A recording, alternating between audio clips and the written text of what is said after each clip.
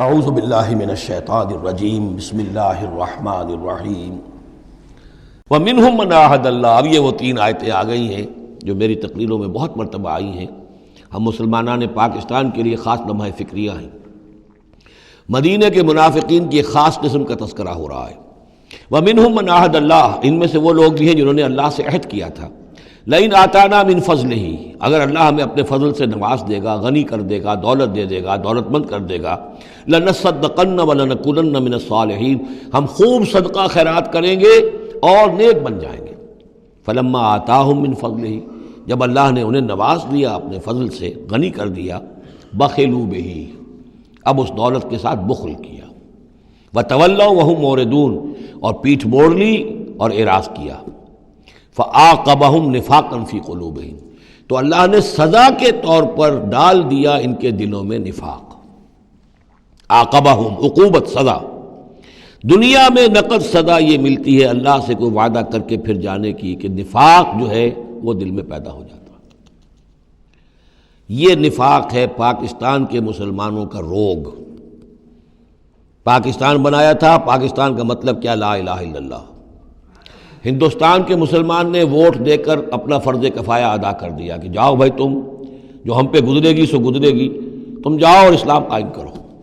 ہم نے کیا کیا ہے؟ 50 برس سے زائد ہو گئے، کیا کیا ہے؟ اسلام کہاں ہے؟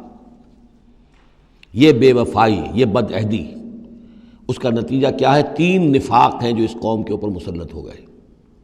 نفاق باہمی، اب وہ قوم نہیں رہی، قومیتوں میں تحلیل ہو چکی ہے، اب عصبیتیں ہیں، صوبائیت ہے، لسانیت ہے، اور نہ معلوم کیا کچھ ہے، فرقہ واریت ہے۔ دوسرے، کردار کا بیڑا غرق ہو گیا۔ آیت المنافق ثلاث، حضور نے فرمایا منافق کی 3 نشانیاں ہیں، جس میں یہ تینوں چیزیں ہیں، خواہ وہ انسامہ وصلہ، چاہے روزہ رکھتا ہو، نماز پڑھتا ہو، اپنے آپ کو مسلمان سمجھتا ہو، وہ منافق ہے۔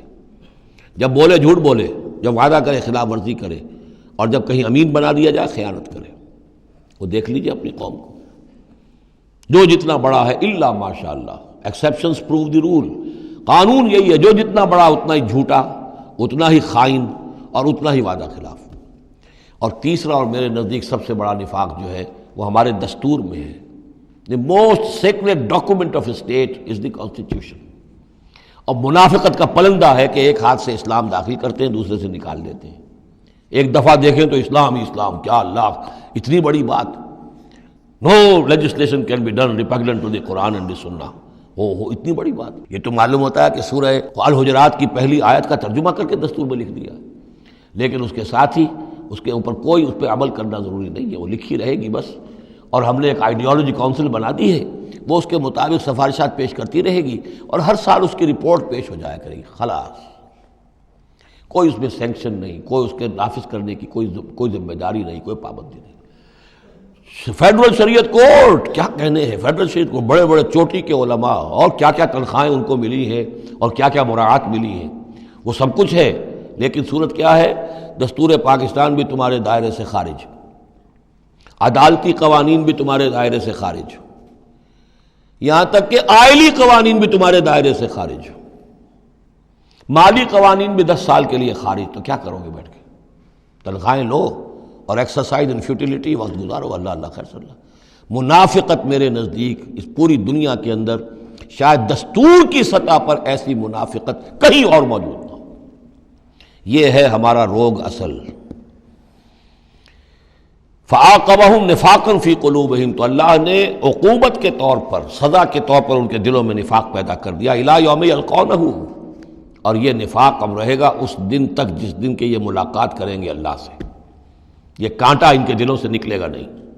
بما اخلف اللہ ما وعدوہ، بسبب اس وعدہ خلافی کے جو انہوں نے اللہ سے کیا، وبما کانوا یکذبون، اور بسبب اس جھوٹ کے جو انہوں نے بولا۔ الم یعلموا ان اللہ یعلم سرہم ونجواہم، کیا انہیں یہ معلوم نہیں ہے کہ اللہ تعالیٰ ان کی چھپی اور کھلی چیزوں کو، چھپی چیزیں اور جو نجوا کرتے ہیں یہ لوگ بیٹھ کر آپس میں سازشیں کرتے ہیں، اللہ ان سے واقف ہے۔ وَأَنَّ اللَّهَ عَلَّامُ الْغُیُوبِ، اللہ تعالیٰ تو تمام غیب کا جاننے والا ہے۔ صدق اللہ العظیم۔